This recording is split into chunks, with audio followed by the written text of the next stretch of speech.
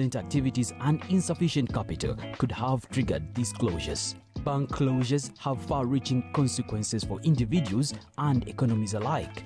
The loss of deposits can lead to significant financial hardship for depositors and investors, eroding savings and impacting consumption patterns. Moreover, these closures disrupt economic activity for businesses and investors, resulting in the banking system's loss of confidence, further destabilizing the economy, deterring investment, and exacerbating financial challenges. It's against this background that Kigo Thinkers Baraza recognizes that Uganda has taken proactive steps to bolster its banking sector's resilience and protect depositors. But how can faith in banks be restored?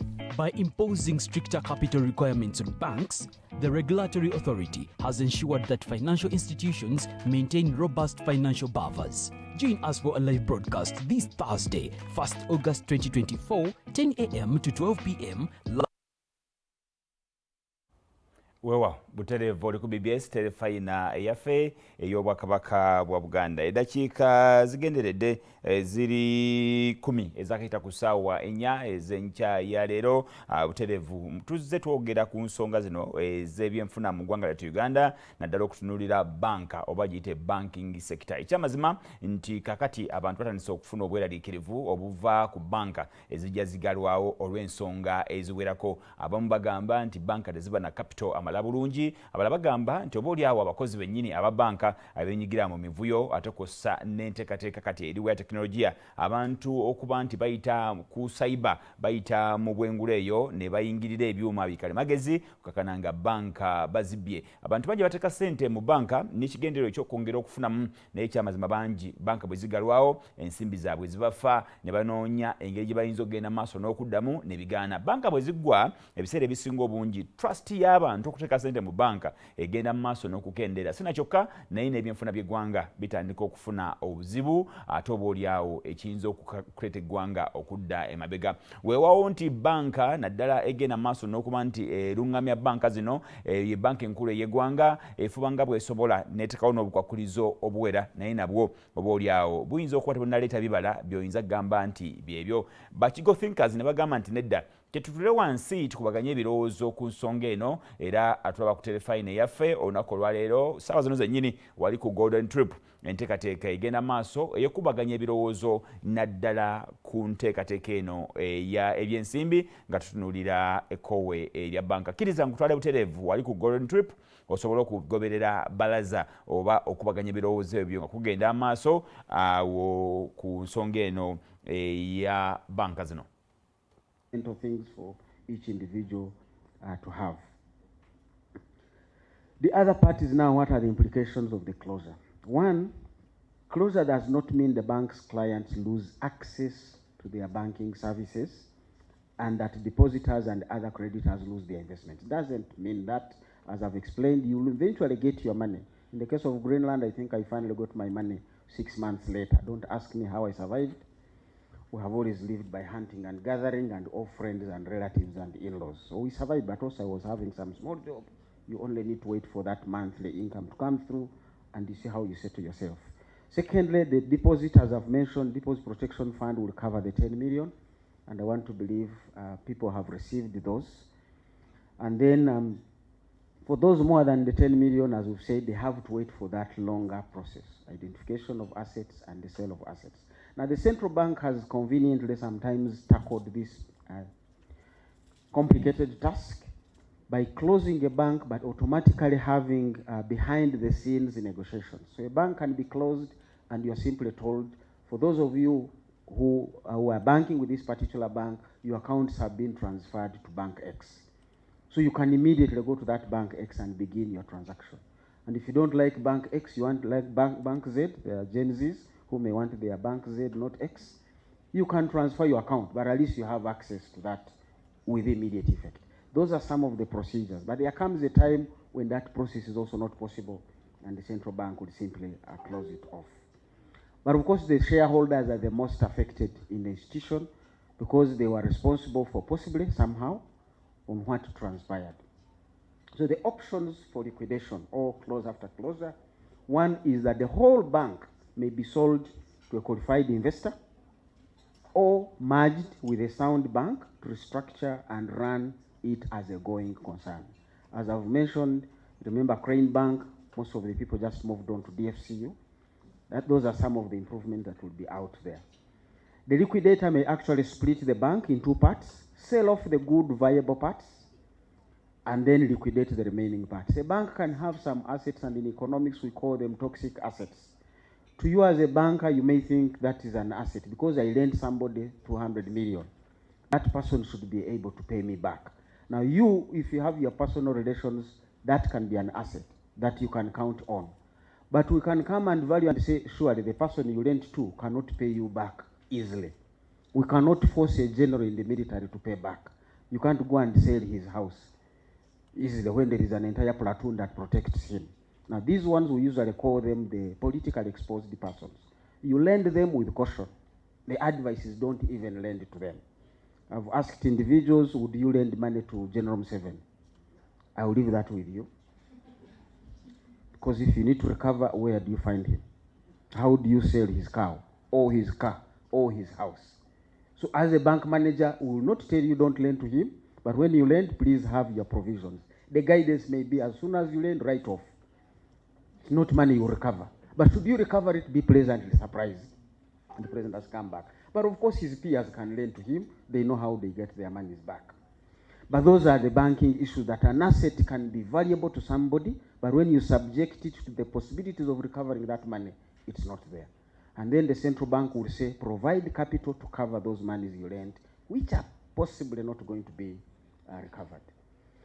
The liquidator may split the bank, as we've said, and sell off those remaining good parts, and the bad parts, which you may think are loans to people you cannot recover from, they may not be sold to anybody.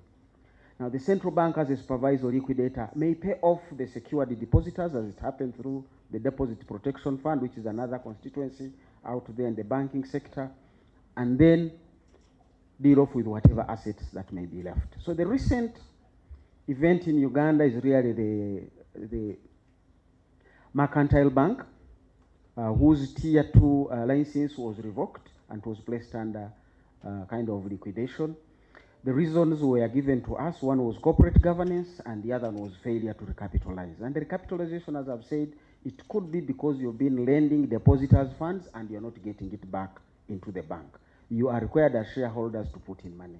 If you fail to put in money and remains below the threshold that central bank recommends, they will have to wind it up. But also, as we know, recently, over the last 3 years, the central bank increased the bank capital. Tier 2 institutions are supposed to have up to 120 billion. Tier 3 institutions up to 150 billion. And they were given a period of 3 years to raise that money. And the deadline was 30th of June 2024. So on 1st of July, the central bank had to keep checking who doesn't and who does not. But of course, they have had a roadmap, so it wasn't to be surprised on that day. They were looking through who is progressing, because each bank provided a roadmap on how they will meet that by the deadline. And some who did not get there, they took the different options as we have discussed them. Either you merge or you downgrade yourself. You can't find 150, but you can find 120, you downgrade. You could even go to Tier 3, and banks have been doing that. What has caused some of these as I close? One is regulatory changes, as I've indicated. The requirement initially was 25 billion. Now you can imagine you're on 25 billion, you are running your bank. The central bank wakes up and says in 3 years you should be at 150 billion. Now some people can't jump over that big, long hurdle. You can either find another bank to merge, or you can find new investors to come in and join you. But also the second part is really the economic situation. And we shall be discussing those as I come to the close. So one is on the changes in the regulations. As we have indicated, there were those requirements, and some banks preferred to downgrade. I don't want to mention names of banks here.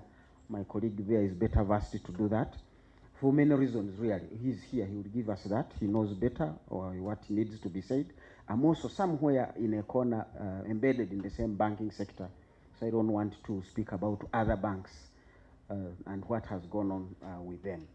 So as well as raising the minimum capital requirement, the central bank also increased the minimum, what we call cash reserve requirement, from 8 to 10%, and that can keep moving. I think now it has also moved beyond the 10 What is this? That of the depositors' money, don't lend all of it. 10% of it must be kept within the bank as a liquid asset. In the case of anything, a bank must be liquid. What makes a bank is liquidity. As I've said, you don't want to wake up, go to your till, or go to the ATM, and there's no money, and you have an emergency to handle. The central bank makes sure that money will always be there. So those are some of the conditions. But remember, if you can't lend 10 or 12% of the depositors' money, then you are crippled in a way you may not be able to get money out of loans to continue running your bank business. So the options that were available, people merged, and certain banks, others sold themselves, others did the downgrading, as we have talked about. But there's also one challenge in the banking sector in Uganda is what we call concentration. There might be 25, 26 banks, but really 5 top banks control more than 50% of the market share. And when you increase those to 10, you go all the way up to almost over 80% of the market share. That means there are very many small banks. Baganda would say a lamb that eats among the cows. So it's like a small animal, but it goes in along there. Sometimes birds are sitting on buffaloes. You are moving in there, but really you might find stress and strain to manage in that space when your market share is that small. And the decision is really yours. The central bank would provide guidelines. You may decide to opt out, or if you stay in and you have your big feet, you can remain in there. So there are those issues of market concentration. Let's move on to that slide of market concentration. There is a slide that was done by young people, Ageesigika.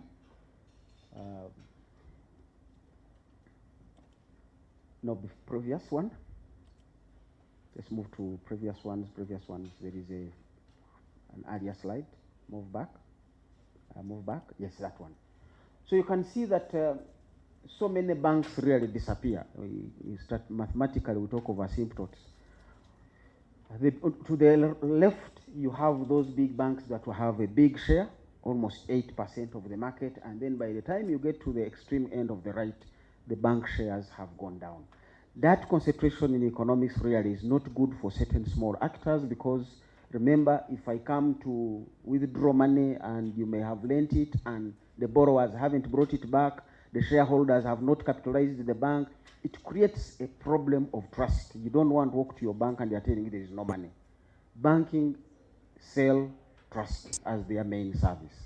I always ask people, when you leave your money in the bank, do you know those fellows? Are they your relatives? Actually, you have run off from your relatives to keep your money in the bank, because your relatives are very dangerous when it comes to trust. But you're also trusting a banker who you don't even know. So the central bank must make sure nothing erodes trust. That anytime you walk into the bank, whatever you wanted to do is given to you, then the trust continues. So let's move on. Besides that, which are regulatory issues, the other one are the economic effects. Why the economy? Remember, the value of an asset, which is the loan, a business borrowed, is embedded in whether this business is doing well. If I lend money to any of the media houses here, and that media house fails to find business, that media house will begin to struggle. It may fail to pay back the loan. And may be struggling, one, because of internal weaknesses, but it could also be the nature of the business. People are no longer advertising. That is usually your main source of funds. So what do you do? So the state of the economy, whether the economy is doing well and people are advertising, empowers the loans to become valuable. So there are issues that arise out of the economy. If that is not happening and people are not paying back, then banks face liquidity challenges. And reviewing the information from the central bank, it is true that a number of banks have been facing liquidity challenges, as shown by the number of banks that have gone to the standby lending facility, which has increased to 26 trillion over the last 3 months to May 2024, up from 19 trillion. That means many banks have been going to that facility to replenish their liquidity. But also some banks can borrow from each other. And you can borrow today and pay back tomorrow, which we call overnight. But the rate and the cost of borrowing for a night has been going up. One, it means there is big demand, but also it might mean a big cost to the smaller banks, which may not have some sufficient liquidity to run all their shows, and they are the ones that need to do overnight borrowing, or even 7-day, which is a weekly borrowing. The moment you see those rates going up, then those banks are going to struggle. Just imagine you go and borrow 1 billion from a bank, and the interest rate is 10%. After 1 week, you should bring back my 1 billion from plus 100 million. What did you do? If it is overnight and it's 8%, you must bring back my 1 billion tomorrow plus 80 million. What did you do with it? So you begin to see those struggles, and the central bank increased the capital requirement to allow banks to be a little bit more stable with their own resources that they have. So the quality of those assets I've indicated has not been very, very strong for quite a number of banks. We have seen some trying to sell the assets of those who borrowed from them. But now quite often banks, to avoid all that, they may get into what we call self-screening. You restrict credit.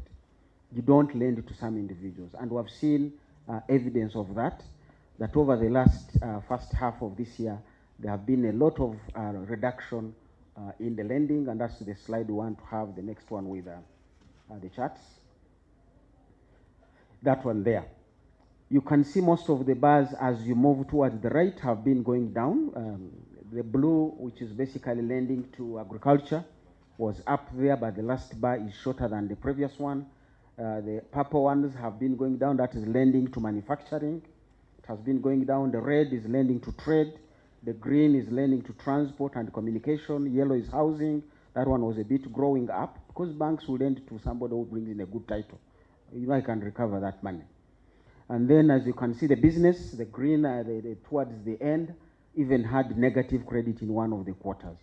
So that decline is really banks restricting lending because they feel the economic environment is not that very good for them to easily lend their money to take it out there. Next slide. You're looking at that tight monetary conditions. They are sometimes due to the monetary policy. The central bank has been tightening by increasing the central bank rate or keeping it high, which makes it costly for people to borrow, and also for banks not to lend because they feel the cost of mobilizing money is high. If I lend it at higher rates, people may not pay back. But also the government borrowing from the same system has crowded out a little bit of the private sector borrowing. Now the next slide, I hope it will, yes, it comes out well. This is really who is the manager of the business. We always say the business is not yours. The customer is the king. You don't set up Golden Tulip as a hotel and say, this is my hotel. It belongs to me and you who are here. We are taking the tea, we are renting, we are doing things. That's the business. But most Ugandans don't know that the business depends on the households who actually do the final consumption. So you can see those yellow bars at the top. That is household final consumption expenditure. That is really the economy. The households in this country are the ones that run the economy by what they consume. Even when we support industries to set up, you are targeting those households. If those households are poor and they are weak and they are not buying as much, the businesses are going to suffer. And as we've said, the banks would also suffer if they lend to such a business, because me and you have not gone to buy whatever we buy. Rent, people will not pay, so they will vacate the buildings. So at bottom line, Uganda's policies need to come back and say, how do we make sure effectively households are able to generate money and consume and drive this economy? That's the global template you want to be looking at. And the main message out of this, the state of the economy can actually affect the banks. You'll see in the developed world, they will even pay unemployment benefits. It's not that they like these Gen Zs who are moving around and no, but the moment you give them money in the morning, they are going to buy data, they are going to pay their rent, they are going to move around, they are going to buy some clothes, drink a beer, then the businesses that supply those services will thrive. That's why the economy is. So economics can sometimes be funny, that you want an own goal, create confusion in the box. The other guys will score themselves. So you actually do it that way. You don't target the very person that produces the good, you target the one that buys from them. So we need to get back and say, how are we supporting the households? But look at those bars looking down, the brown ones. If Ugandans can't produce, foreigners will bring the items. If Muhomza needs shoes, buy Uganda, build Uganda doesn't sound for me. I don't mind who made the shoe. I don't mind who made the phone. Me, I need a shirt, I need a towel, I need something. So I will buy it from a foreigner. And that's what seems to be happening, because when you look through, and you can move to the next slide, the imports have been increasing. Meaning the things we need to buy, look at that red line closer to the bottom, which is the difference between the exports and imports. It's negative, meaning we are importing more than we are exporting. But that negative has moved from 6 of the size of the economy 9 years ago to actually 10%. So we are continuously importing more. The other red line at the top is government consumption. Government is not really the one that drives the economy. It facilitates. That should be its role. But when you see government size of the economy increasing from 7 to 9 or almost 10%, you get concerned. Because it's actually taking in resources, and as we know, government does not produce goods and services. Even when it does, it doesn't do an efficient job. So there is a third red line from the top, which is what we call the gross fixed capital formation. These are investments by the private sector. And we see those have become smaller from 24.8, almost 25, down to 22.7 over those 9 years of the analysis. So investments by the private sector in Uganda have gone down. But remember, Ugandans are still buying. So who are we feeding from if it is not Ugandan businesses? And how do we resolve that? Next slide. And there are 2 more slides, then I'll be quiet. I made this line specifically red.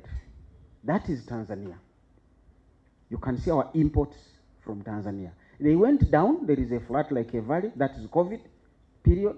But soon after that, Tanzania has gone up so fast. So Tanzania, people are investing. I even have evidence Ugandan manufacturers have relocated to Tanzania to come back and sell to Uganda. Why causes that? These are issues we need to address, because that means banks in Uganda are going to struggle to find a viable borrower from them. If the viable borrowers are shifting to Tanzania, if Ugandans are borrowing to buy from Tanzania, we are creating jobs in Tanzania, we are supporting Tanzania, and you can see the red line has by the way caught up with that. Top line is China. We are importing as much from Tanzania as we are importing from China, the second largest economy in the world. What is happening there? You need to address that, because that will send ripples to the banking sector in terms of the economic situation that they are operating in. Kenya has actually gone down, is the dotted red line. So those are issues. So why are Ugandans not investing? We get to the last slide. Remember, I've said government consumption has been increasing. And how is government increasing its consumption? Imports from Tanzania are not taxed. This is a member ESC. The bulk of them, no taxes. So until you cut down your spending as government to compensate for that loss in revenue, URA can't find that. It doesn't matter who you send in. What was the name of the young man? Karekezi? He would join John Musinguzi, but they can't tax Tanzanian goods. Simply because ESC arrangements. So with that loss of revenue, government has got to either scale down itself, we have been talking about rationalization, to fix government and make it smaller and leaner. Parliament spends almost 3 billion per day. How do we reduce that? Now, if you don't do that, you're going to end up borrowing more, including borrowing to pay debt. So that line you see, that table you see there, it's indicating to us that the first 11 months of last financial year, July 2023 to May 2024, we borrowed up to about 14 trillion shillings, of which 8.4 went into debt service. So literally, it did not speak to facilitating investors. It did not get into enabling households to produce and be able to do what they need to do best. Only about 5.7 trillion was available for services, and mainly it could go to wages. These are underlying issues that might actually speak to the bank closure. The state of the economy is directly speaking to whether the loans are viable, whether the businesses are viable, and if they are not, then the banks are going to struggle, and the central bank will have to respond as it has responded. Thank you very much for your kind attention.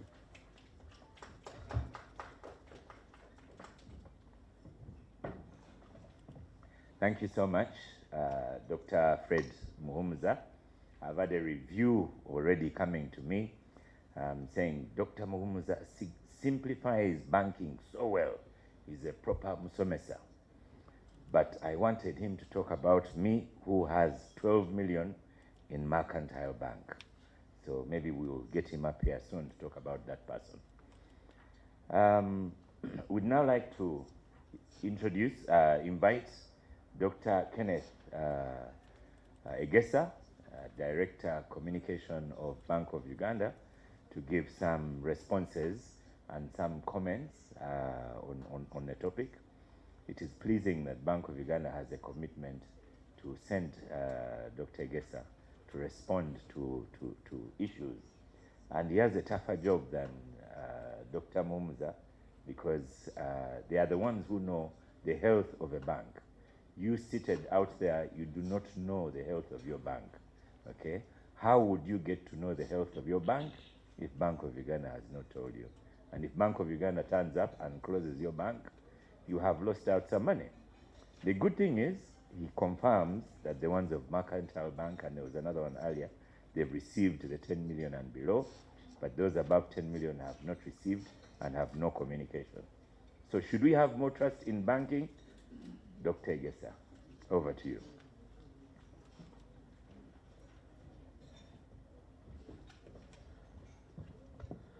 Thank you very much, Oscar, for the introduction and the parting shot of your introduction. Thank you, Fred, for sharing your insights.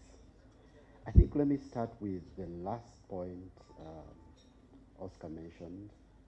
We've had 2 bank closures in the recent past. That is EFC. EFC is thank you. EFC was an MDI, microfinance deposit taking institution, although we usually call them, all of them, banks. And all the depositors of EFC have received their funds. The most recent one is Mercantile Credit Bank, which is a credit institution. And the depositors who had 10 million shillings and below have received their payments, except those who didn't respond to the DPF to provide the information required. And follow-up is ongoing, so they will all get paid. But the majority who had 10 million or less have been paid. Now, what about those that had more than 10 million? I think I should clarify this before I go into the presentation. Those who had more than 10 million shillings have received up to 10 million as the law requires by the Deposit Protection Fund. That difference is to be paid by Bank of Uganda. However, there is a process to raising the funds to pay these deposits that exceed 10 million, which we call the uninsured deposits. And that process involves liquidating assets that Mercantile Credit Bank had, because remember, when you're closing the bank, it means that it has issues with funds. So we have to raise the funds by selling off the assets. We have to raise the funds by collecting on outstanding loans. And if you have been reading the news, you must have seen our notice to the public asking borrowers to service their payments. We must raise those funds by drawing down on any deposits Mercantile Credit Bank had with other banks. If they had bonds and treasury bills, we have to sell those and collect this money. Once this money has been collected, this is what will be distributed to all of the creditors of Mercantile Credit Bank, including the depositors who had a portion of their deposits uninsured.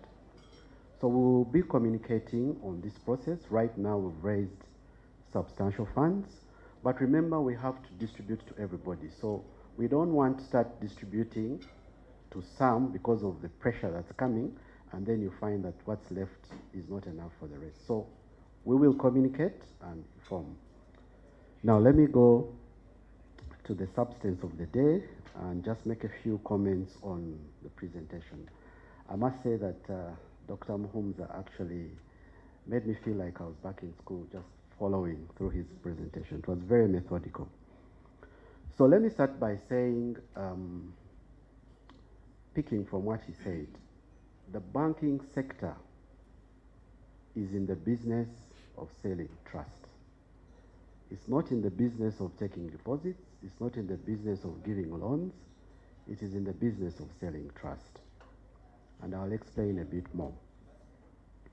Why trust? Like Dr. Muhumza said, When you take your money to the bank, why do you choose a specific bank? And why do you take that money there? Because you have the trust that tomorrow if you come for that money, you will get it, okay?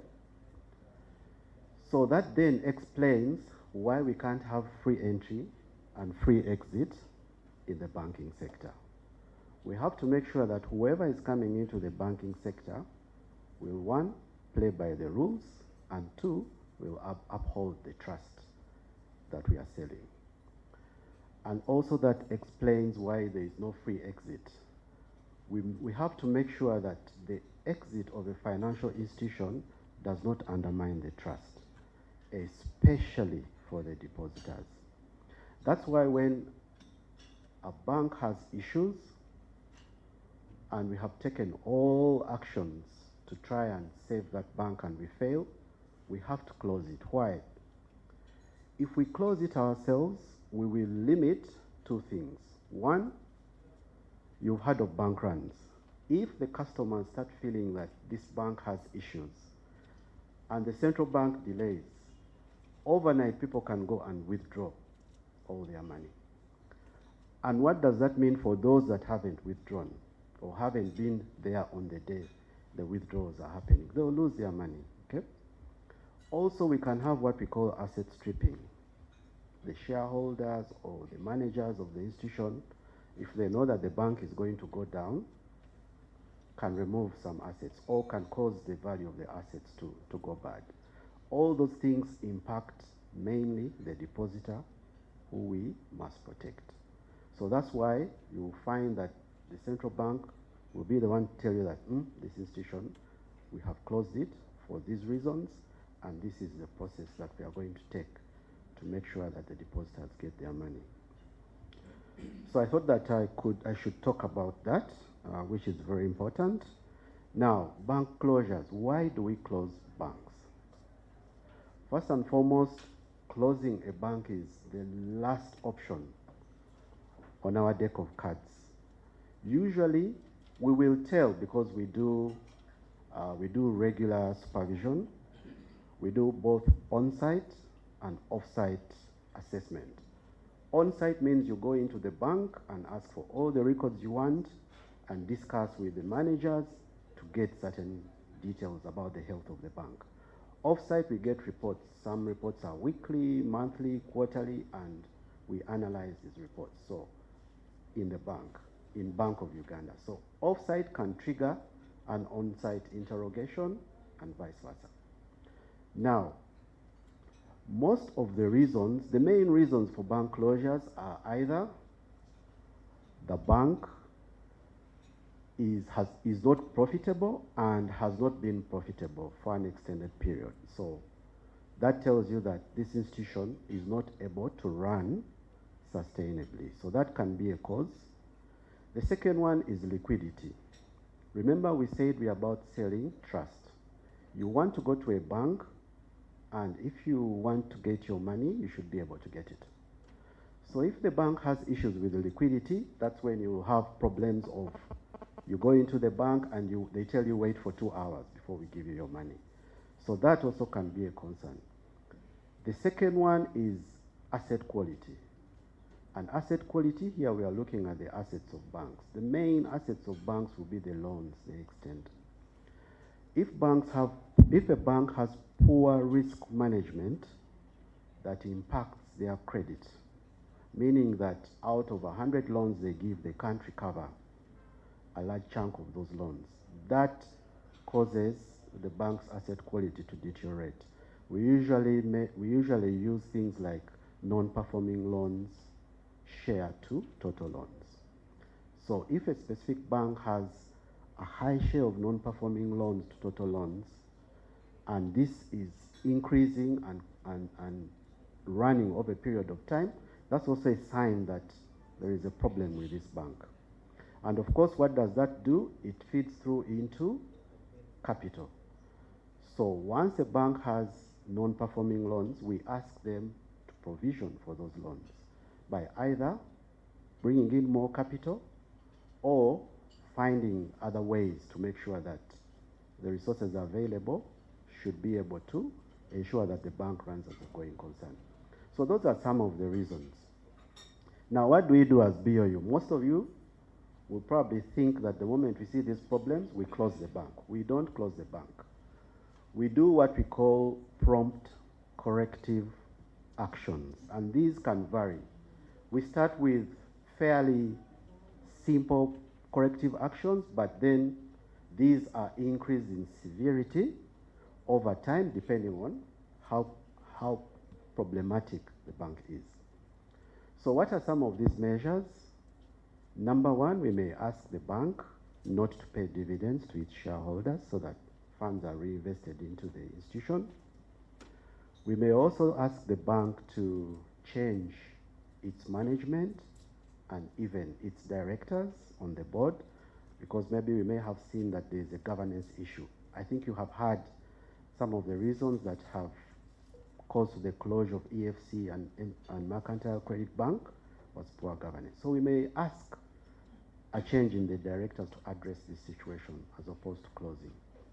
We may also ask them to stop expanding.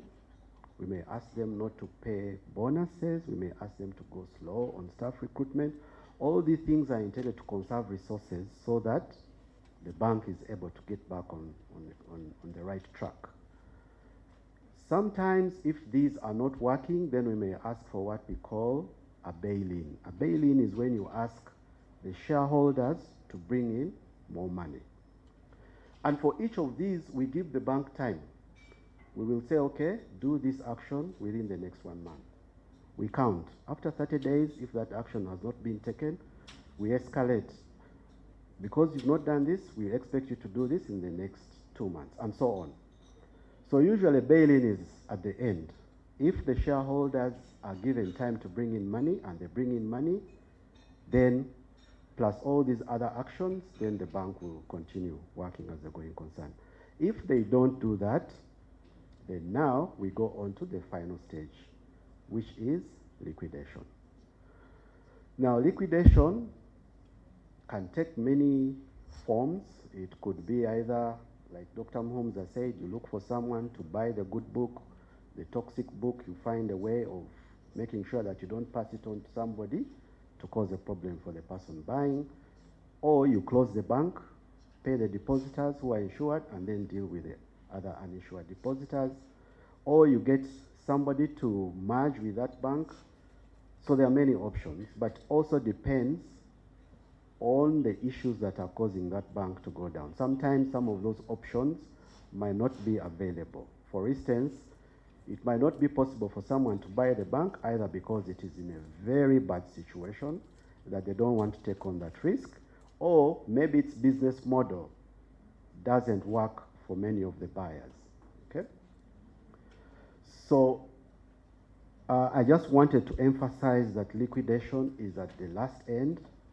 Selling the bank is the last option we take as BOU because, of course, we want to maintain trust, and every time you close a bank, you hit on that trust. Okay, the other thing that I want to talk about is some of the broader causes for the closures. So the causes that I've discussed are the causes at the micro level, at the bank level. But there could be also causes at the macro level, which Dr. Muhumuza has talked about. He mentioned regulatory environment, economic situation, and concentration risk.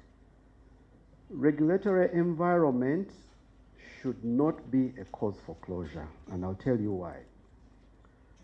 We increased minimum capital for banks, which are tier 1, from 25 billion to 150 billion. Yes, it's a very big increase. But there is a justification. Okay. There is a justification. Number one, banks have been having minimum capital of 25 billion for more than 10 years. A lot has changed in 10 years, okay? Second is, we don't say raise this money immediately. We gave them 2 years to do this increase, and we gave benchmarks, okay? For credit institutions, it was from 1 billion to 25 billion. Again, the same process was given, and the justification is there. So Just to say that, yeah, economic situation counts, but regulatory environment shouldn't count because they have options. Those who can't raise the money can downgrade. They don't have to be closed, and or else they have time and various options. They can share. They can list shares on the stock exchange. They can get partners and so on. So I'll stop there and then hopefully take on the rest through questions. Thank you very much. Dr. Ken, I guess, surely deserves a hand clap because his part was trickier. We will stop for a break and some water, maybe in at the 10 minutes mark at 11 a.m. I have noticed we have in the audience Mr. Ronnie Mutebi, who is a former banker turned into an auditor, and I'd like to ask him specific questions from the talk we've had. The first one is on consumer protection, because where he, as an auditor now, he should be looking out. So if, because these are media people and the majority of them have more than 20 million in their bank accounts, okay? You see how they are smiling. So what indicators are there for them to identify a potential problem? And in your opinion, Mr. Mutebi, do you think there are adequate measures in place to protect depositors? Two questions directly to you. I don't know if you want to take them from there or come up to the podium as well. Might be best to come up to the podium.